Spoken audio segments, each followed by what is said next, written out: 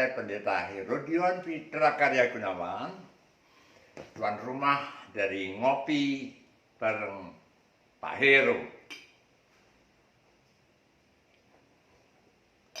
Saya mau mengajak saudara-saudara semua untuk menemani saya bernostalgia masa ketika saya masih ABG.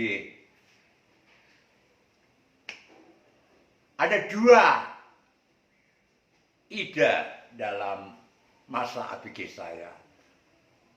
Dua gadis yang sama-sama namanya Ida. Yang pertama namanya Nurida. Nurida anak dari Bapak Ridho Dahlan. Muslimah. Ya, memang. Orang Jawa, betul. Pada waktu saya masuk SMP kelas 1, Nurida ini, orang bilang dongkolan ya. Dia dulu pernah kelas 1 tapi tidak naik kelas, sehingga sekarang di tingkat yang sama dengan saya, cuma berbeda ruang kelas. Saya senang memandang Nurida ini, kenapa? Teman-teman saya kalau mengatakan, wah itu Nurida itu putih mentur. Putih mentur itu apa? Kulitnya putih, ya, putih ya, kuning-kuningan tentu tidak putih seperti tembok. Dan cantik. Pada waktu saya ingin mendekati dia, saya masih terbawa oleh sikap minder saya. Saya orang yang tidak percaya diri, saya malu untuk mendekati cewek. Ketika kami sedang antri mengambil sepeda di tempat parkir sepeda, saya lihat bungkusan celana olahraga. Zaman dulu diberi nama pops apa, celana pendek untuk olahraga itu, yang dibungkus kertas koran, jatuh dari boncengan Nurida. Saya tahu, tapi heran. Saya tahu itu, saya bisa menolong, mengambilkan, saya bisa memakai kesempatan itu untuk mendekati dia, menyerahkan, tapi saya nggak berani. Saya biarkan itu jatuh di situ. Dan saya hanya mengikuti keluar sambil menuntun sepeda saya dan menaiki sepeda saya, sementara saya melewati Nurida yang sudah ada di depan saya. Saya hanya berkata, itu siapa yang kehilangan pop jatuh di tempat parkir? Nggak berani, pada itu kesempatan yang baik, saya bisa mendekati dia. Lalu saudara-saudara, ketika saya mencoba untuk mencari dan melihat rumah orang tuanya, saya naik sepeda agak jauh dari rumah saya. Tapi dasar orang kepengen. Saya naik sepeda, saya melewati rumah itu. Rumah itu tertutup rapat, nggak ada pagarnya, ya. Hanya ada 3 atau 4 pintu. Saya lewat, hanya lewat, tidak berani mampir. Kemudian setelah lewat saya balik. Nah ketika balik itulah saya menjumpai si Nurida itu sudah keluar di teras rumah itu, melihat siapa tadi yang lewat. Itu pertanda yang baik bukan sebetulnya? Mungkin dia sudah tahu saya, karena pada waktu itu yang menjadi kepala sekolah adalah ayah saya, Pak Go, ya terkenalnya Pak Go, Go Culok. Satu-satunya orang Tionghoa yang menjadi guru di sekolah negeri. Nurida sudah keluar, saya lewat di depannya setelah balik. Kok saya nggak berani noleh, nggak berani memandang wajahnya. Itulah saya. Kemudian saudara-saudara sekalian, setelah berlalu sekian lama dan saya menjadi pengantin, tanggal 2 Oktober tahun 72, diberkati, diteguhkan dan diberkati di GKI Purwokerto, Jalan Gatot Subroto, dan kemudian tanggal 3 Oktobernya dipestakan di Gedung Pemuda Jalan Ayani, Kudus. Nah, beberapa bulan setelah itu, ketika saya sedang dalam perjalanan naik Vespa, Vespa kecil waktu itu, Vespa Mini, ke Jetak Kaliwungu, karena ada pos PI di sana, dan saya dapat jadwal berkhotbah pada hari Minggu sore itu ke sana. Saya melewati rumah Nurida, rumah orang tuanya persisnya. Dan Nurida ada di depan. Kali ini saya berani mampir. Saya membelokkan motor saya di sebelah kanan jalan. Saya berhenti dan bicara satu sama lain. Dan Nurida berkata, maaf ya, saya tidak bisa menghadiri pernikahanmu, resepsi pernikahanmu beberapa bulan yang lalu. Maaf. Dan Nurida sempat meminta saya untuk ngobrol lebih banyak. Dan saya bilang, sorry ya, saya ini mau khotbah ini, jamnya sudah mepet. Nanti pulang dari khotbah saya boleh ya dolan ke sini. Silakan. Nah, saya juga mampir sungguh setelah kebaktian usai di Jetak Kaliwungu, saya dolan ke sana, diterima baik-baik. Di ruang tamu, disuguhi, bahkan dia memberitahukan bahwa dia kuliah di Fakultas Kedokteran dan bahwa dia kos di Jalan Gajah Mada di belakang Hotel Queen, sekarang namanya Quirin, Hotel Quirin. Dan mempersilahkan saya untuk mampir kalau ke Semarang. Saya nggak pernah mampir. Dan memang waktu itu saya sudah menikah kan. Nah, pada waktu saya menjadi sekum sinode di kantor Jalan Argopuro Semarang, saya sempat ke Rumah Sakit Karyadi, berjumpa lagi dengan Nurida sedang koas. Itu.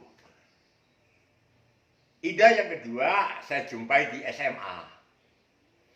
SMA negeri juga. Namanya bukan Nurida tapi Zuhaida. Zuhaida muslimah juga, orang Jawa juga, adik dari Dr. Jainuri. Dokter yang cukup terkenal, pernah mengobati ayah saya ketika ayah saya bleeding. Nah, si Zuhaida ini orangnya tidak bisa diam kalau duduk. Beberapa orang mengamati si Zuhaida kalau duduk kakinya itu tidak pernah tenang. Selalu goyang-goyang muka belakang, kiri kanan, seperti ngipasin. Tapi dengan kaki. Nah, begitu amat sangat persahabatan kami sampai ketika liburan sekolah, kami berempat, empat-empatnya keturunan Tionghoa semua. Saya, ya, Chok Ging Cui, Li Ping An, dan Kwa Chun Jiang. Ya, ini Kwa Chun Jiang saya sudah almarhum sekarang. Empat barengan ke Jepara karena Zuhaida itu aslinya orang Jepara. Dia kemudian ditampung oleh kakaknya Dr. Jainuri untuk bisa sekolah SMA di Kudus. Kami diberitahu alamatnya di Jepara, kami dipersilahkan dolan, dan kami dolan empat sekaligus bareng-bareng ke Jepara. Luar biasa bukan? Tapi satupun di antara kami nggak ada yang bisa mendekati lebih jauh. Ketika basar, sekolah mengadakan basar, ya Zuhaida bertugas di satu stand. Saya mendekati, dasar cowok ya. Saya lihat kok tidak ada bangku yang kosong lagi. Cuma ada kursi satu yang diduduki oleh Zuhaida itu. Saya desek dia, satu kursi untuk 2 orang. Dia nggak marah. Dia tidak mengusir saya. Berdua duduk berdempetan di satu kursi yang nggak ada apa-apa. Kemudian ketika basar tutup malam hari, harus pulang, saya sempat mengantar dia kembali ke Jalan Durian ya, di rumah kakaknya Dr. Zainuri itu. Pernah juga saya lewat rumahnya ketika jam pelajaran kosong, dia sudah pulang dan saya lewat, ada dia di teras. Tapi lagi-lagi saya kurang pede, saya nggak mampir. Nah, pada waktu saya menjadi ketua ketua klub karya remaja, itu klub yang disponsori oleh harian Sinar Indonesia, mengadakan klub karya remaja, Karen, cabang Kudus yang jadi ketuanya. Si Zuhaida bersama teman satu bangkunya ikut dalam kegiatan kami. Ketika pelajaran di sekolah agak lowong, si Zuhaida dengan temannya itu bersama-sama dengan cowok-cowok ya, yang kebetulan juga keturunan Tionghoa semua itu, ke rumah Jok Gingju, di mana di rumah itu ada meja pingpong, nah, main pingpong di situ. Ya cuma Zuhaida dengan teman putri, teman sebangkunya itu. Yang lainnya cowok-cowok. Ya nggak banyak, cuma 4-5 orang. Pada waktu piknik ke Kopeng atau kemana sih. Terus kemudian pada waktu kami naik ke kelas 2, kami mengadakan perpisahan dengan wali kelas, Bapak Fatur Rahman ya, kalau nggak salah Pak Fatur Rahman. Kami mengadakan perpisahan itu di rumah saya, karena rumah orang tua saya itu luas sekali. Ya. Makan-makan di sana. Ada Zuhaida, ada. Kakak perempuan saya mencoba untuk mendekatkan saya lebih intens. Nah, dasar kakak perempuan saya itu memang suka jujuk-jujuki orang. Nah, cuma begitu saja. Kemudian ketika saya kuliah di Duta Wacana di Jogja, saya sempat ketika saya duduk-duduk di taman seberang rumah sakit Katolik Pantai Rapih, lewat kakak perempuannya, tidak ada Zuhaida waktu itu. Dan ketika saya menjadi gembala jemaat di GKMI Kudus, saya diberitahu oleh, yaitu teman saya Kwajun Jiang almarhum, oh Zuhaida sekarang sudah sama Mahfud akhirnya. Saya kenal Mahfud, ya, teman juga di SMA. Mahfud akhirnya kuliah menjadi insinyur, Zuhaida menjadi dokter. Beberapa waktu yang lalu kami mendengar bahwa Mahfud meninggal dunia. Zuhaida, dokter itu masih. Tapi saya berusaha untuk menghubungi Zuhaida, tidak ada yang bisa memberitahu saya nomor HP-nya. Hanya diberitahu bahwa Mahfud suaminya meninggal. Tentu ada keinginan untuk bisa ya, memberi perhatian, ya, bukan menjalin asmara atau tidak, tapi memberi perhatian pada teman lama kan. Sayang sampai sekarang entah Zuhaida alamatnya di mana. Semoga kalau Anda melihat dan menyaksikan YouTube ini, Zuhaida, aku Go Gyok Ho, itu namanya ya. Jadi Herodion Pitra Karya Gunawan. Kalau Anda sudi, mari kita bersahabat kembali. Apa yang dapat dipetik dari cerita-cerita ini? Dua Ida itu namanya biasa-biasa saja, saya tidak sempat berpacaran dengan mereka. Tapi dua perempuan ini, dua gadis ini, dua ABG ini ikut mewarnai kehidupan saya, ikut membentuk pribadi saya. Nah itulah artinya persahabatan, bukan? Aduh, lagu yang menarik, persahabatan bagi kepompong kan. Ulat berubah menjadi kupu-kupu yang indah berkat persahabatan. Itulah persahabatan yang positif. Bukan persahabatan dan tanda petik. Bukan persahabatan yang merusak. Bukan persahabatan yang mengganggu. Bukan persahabatan yang membuat orang terpuruk. Tapi persahabatan yang mengangkat. Persahabatan dalam arti yang positif.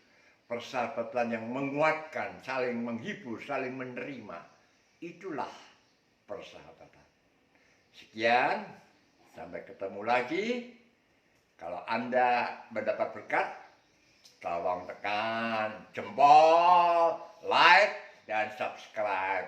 Tolong forward, tolong bagi, tolong ya share ke grup-grup yang Anda ikuti, sanak famili, saudara kandung, saudara sepupu, ya, tetangga-tetangga, supaya makin banyak yang mendapat berkat dari acara ini.